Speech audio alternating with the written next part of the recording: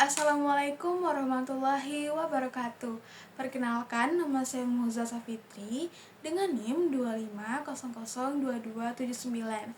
Pada video kali ini, kami ditugaskan untuk menyampaikan materi mengenai komunikasi verbal dan komunikasi nonverbal. Nah, kita nih mau kilas balik dulu mengenai apa sih itu komunikasi.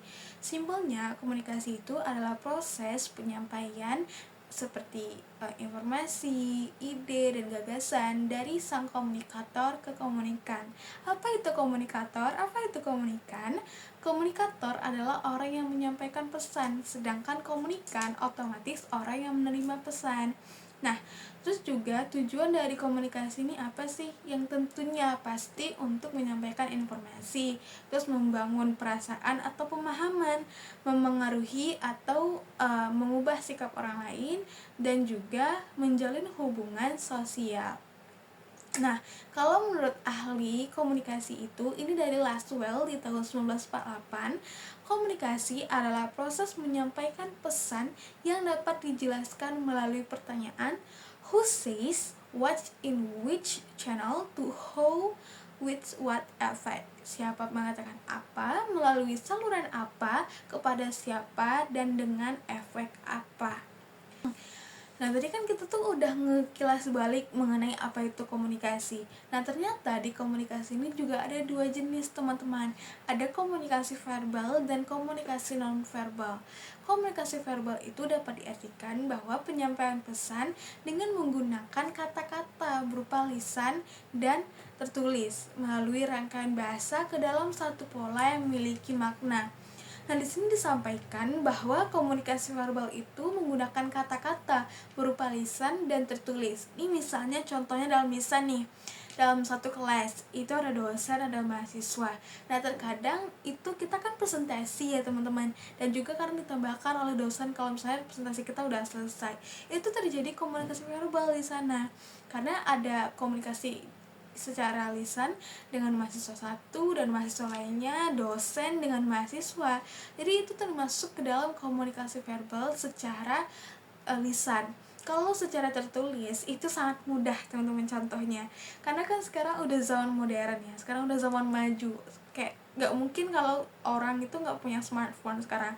Kayak tapi ya ini pengecualian kalau misalnya ada rakyat yang ke bawah gitu ya, ekonominya ke bawah, mungkin belum punya handphone yang kayak sekarang gitu, yang touchscreen mungkin kan, mungkin belum ada. Tapi kalau misalnya yang golongan menengah ke atas tuh pasti udah punya smartphone kan, bahkan lebih gitu. Nah, contohnya itu kalau dari komunikasi verbal itu chattingnya di WhatsApp lah, atau di Instagram lah, atau di media sosial manapun, itu termasuk ke dalam komunikasi verbal, teman-teman. Karena di sana itu kita tuh melakukan komunikasi secara tertulis, teman-teman. Nah, chattingan itu termasuk komunikasi verbal tertulis. Kadang chattingan juga bisa mengandung unsur nonverbal, misalnya emoticon, stiker, atau GIF yang berfungsi memperkuat pesan gitu. Jadi di dalam chattingan tuh terjadi dua jenis komunikasi.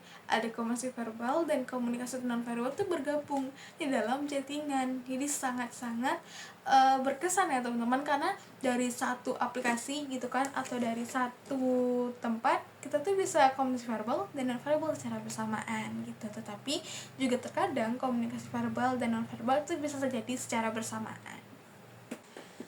Nah, tadi kan kita udah membahas tentang komunikasi verbal. Sekarang kita masuk nih ke jenis yang kedua, yaitu komunikasi nonverbal.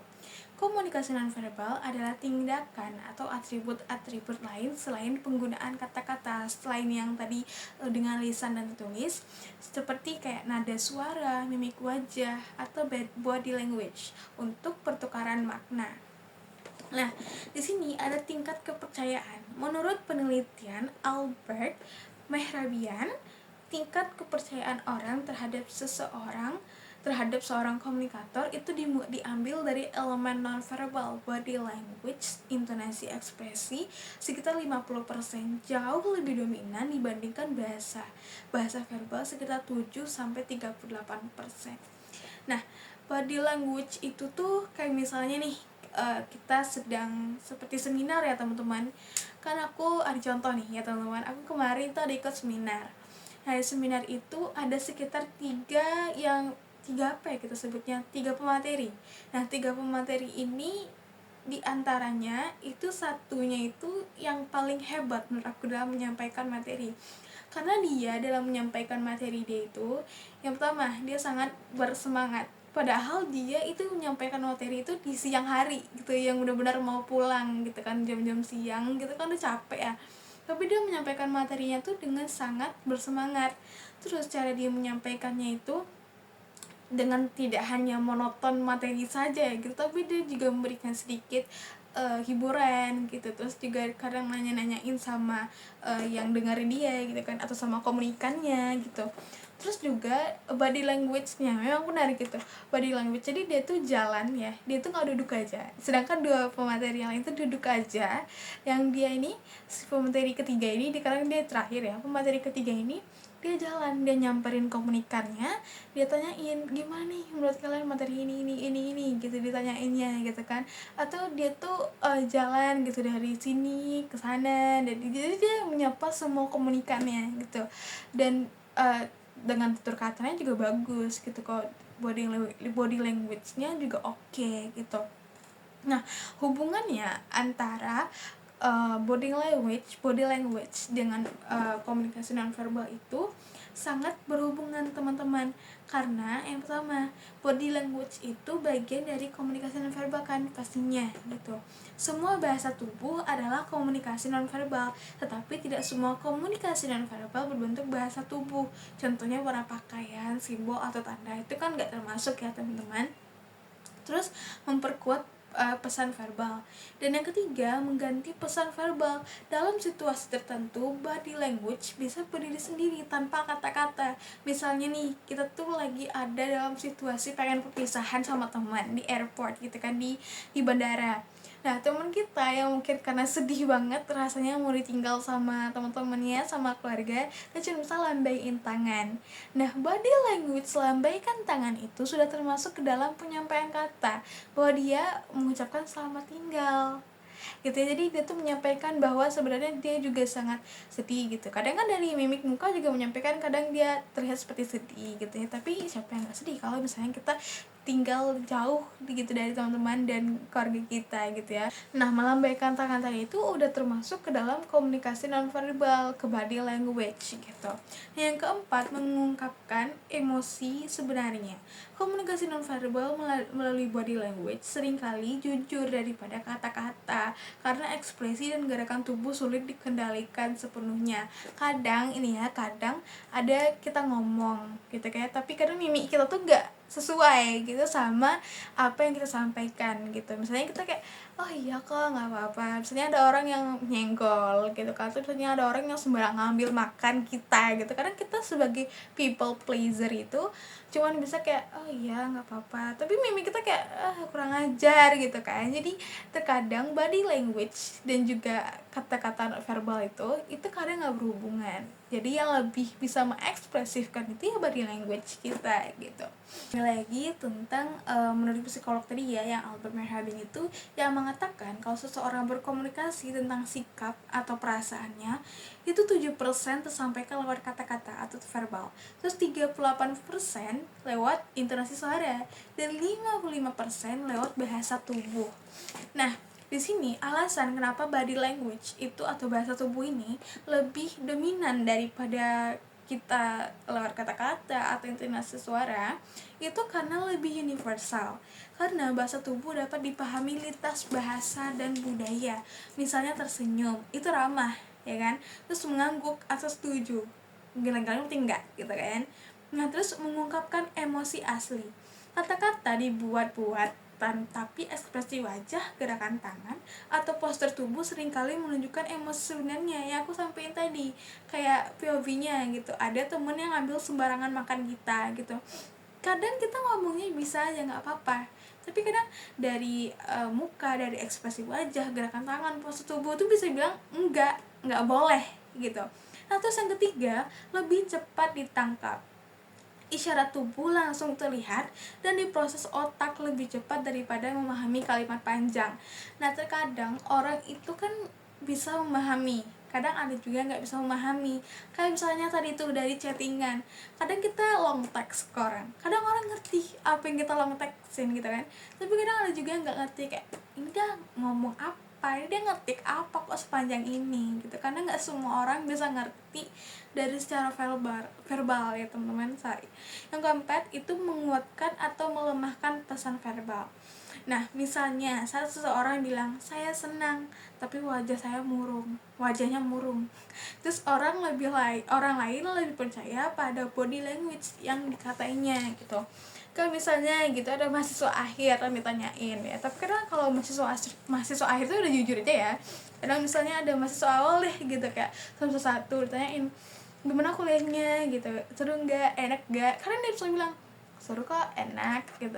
Tapi kadang dengan ekspresi dia atau dengan gugupnya atau dengan kelihatan lah gitu kan dari bahasa tubuhnya, kalau dia bilang tuh nggak seru gitu. Kadang ada seperti itu gitu kan. Terus yang kelima, menambah makna dan nuansa. Intonasi, gerakan, dan ekspresi membuat komunikasi lebih hidup, tidak monoton seperti jika hanya kata-kata. Seperti yang aku berikan contoh tadi yang mengenai tentang pemateri 1 dan 2 dalam seminar aku kemarin. Bapak Ibu itu memang bagus gitu dalam materinya ya, karena materinya menurut aku juga sangat menarik dan sangat penting, karena di sana tuh mengenai mahasiswa yang dibahas gitu loh. Nah, memang bagus materi yang disampaikan, tapi terkadang cara menyampaikannya itu karena terlalu monoton ya. Jadi banyak juga dari mahasiswa tuh yang kurang paham, ngantuk jadinya, atau ngerasa di-boring gitu. Nah, pemateri ketiga ini nih yang bisa membawakan materinya dengan baik, dengan bahasa tubuh yang oke, intonasi yang bagus gitu. Dan juga dengan kata-kata yang mudah dipahami, teman-teman. Jadi, body language lebih dominan karena mampu menunjukkan keaslian perasaan kita daripada bahasa verbal. Mudah dipahami juga, cepat ditangkap, dan seringkali dipercaya lebih daripada kata-kata aja. Nah, terus juga ada nih 5 fungsi pesan nonverbal. Yang pertama itu dia repetisi atau mengulang pesan verbal. Contohnya mengangguk setelah berkata iya. Gitu, iya. Kayak secara bersamaan juga kadang ya, iya, enggak, gitu kan. Terus substitusi, menggantikan pesan verbal tanpa kata-kata. Contoh melambaikan tangan untuk memanggil, kayak ini, sini gitu kan. Tapi kalau misalnya jauh, dia kan sini, kadang kan nggak dengaran suaranya tuh. Dia dengan bahasa tangan, bahasa tubuh, terus juga kadang dadah gitu, lambaikan tangan tuh juga gitu. Nah terus ada kontradiksi atau menolak ya, menolak pesan verbal dengan memberikan makna lain. Contoh memuji tapi dengan mimik mencibir. Ya kadang ada beberapa orang yang memuji seseorang gitu, tapi dia dengan mencibir gitu. Kadang juga ada orang dia tuh muji kayak kamu cantik banget hari ini dengan intonasi yang beda kan, jadi kayak berarti dia tuh mencibir sebenarnya kan memuji gitu kan. Terus juga ada tadi kontradiksi, ada komplement, melengkapi dan memperkaya makna pesan verbal. Contoh mimik wajah yang menunjukkan penderitaan, Nah tadi itu termasuk dalam contoh yang kalau misalnya ada ditanyain gimana nih gitu anak semester 1 kuliahnya gitu, mungkin ada yang bilang it's okay fine, oke mana-mana aja. Tapi ada yang bilang it's okay kok, iya fine, enak aja, aman gitu kan. Itu termasuk karena dia tuh nggak aman sebenarnya, tapi dia kalau ditanya lebih baik menjawabnya yang baik-baik aja, mungkin kayak gitu ya. Nah terus ada juga aksentuasi, menegaskan pesan verbal. Contoh memukul meja saat mengungkapkan kejengkelan. Ini misalnya kayak ada di evaluasi ya. Dulu tuh aku pernah ikut organisasi. Nah misalnya nih ada ketua yang marah gitu, yang jengkel sama salah satu anggotanya yang nggak sesuai dengan tugas gitu. Kita nih marah kayak, karena gimana, kayak kamu gimana sih, tugasnya tuh gini harus gini gitu. Jadi kadang itu juga termasuk ke dalam komunikasi nonverbal, karena dia menunjukkan gitu sebenarnya kamu tuh salah gitu loh. Jadi itu yang ditegaskan, itu termasuk dalam fungsi ini tadi, aksentuasi atau menegaskan gitu bahwa kamu salah, kamu tuh harus ngerjain ini, kamu nggak boleh ngerjain itu gitu. Nah tadi kan kita tuh udah ngebahas tentang pengertian komunikasi nonverbal, terus juga udah ngebahas tentang 5 fungsinya dari pesan nonverbal ini. Nah kita masuk ke dalam penerapan dalam organisasi. Komunikasi verbal di perusahaan dilakukan melalui media sosial atau cetak, atau misalnya website, telepon, dan rapat untuk memberikan informasi. Nah kadang kan kalau misalnya di dalam perusahaan itu kan nggak selalu itu rapatnya tuh di ruangan rapat gitu kan, kadang nggak gitu juga. Kalau di tahun 2019 waktu covid itu kan kita work from home ya, itu juga termasuk kalau dalam komunikasi, tapi itu aku kurang yakin ya komunikasi nonverbalnya gimana.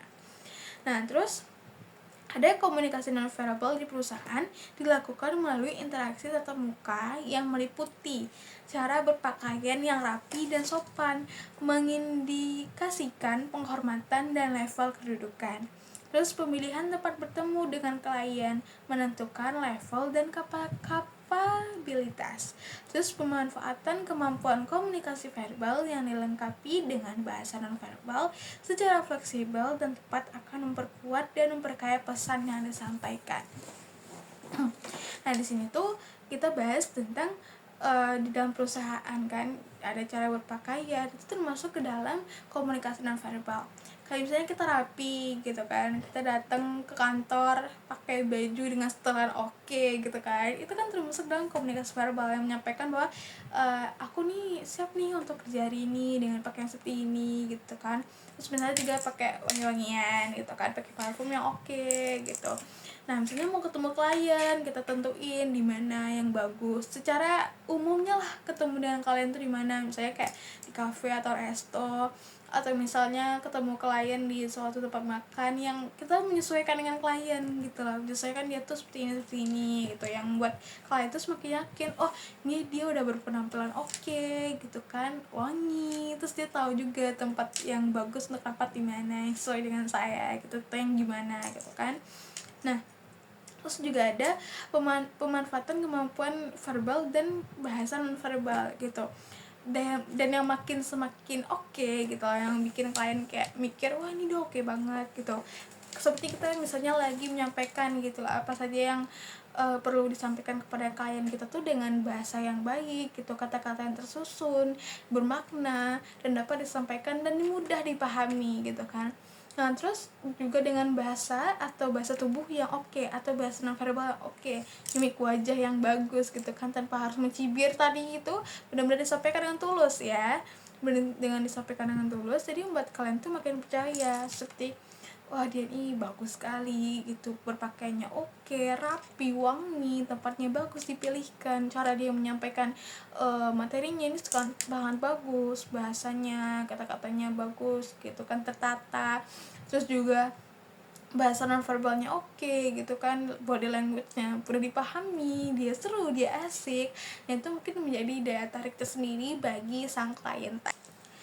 Nah, mungkin itulah tadi video aku mengenai komunikasi verbal dan komunikasi nonverbal, teman-teman. Semoga dari video ini kita sama-sama belajar ya mengenai apa itu komunikasi verbal dan komunikasi nonverbal, baik secara di dalam organisasi perusahaan tadi, atau juga nanti di kampus atau segala macam.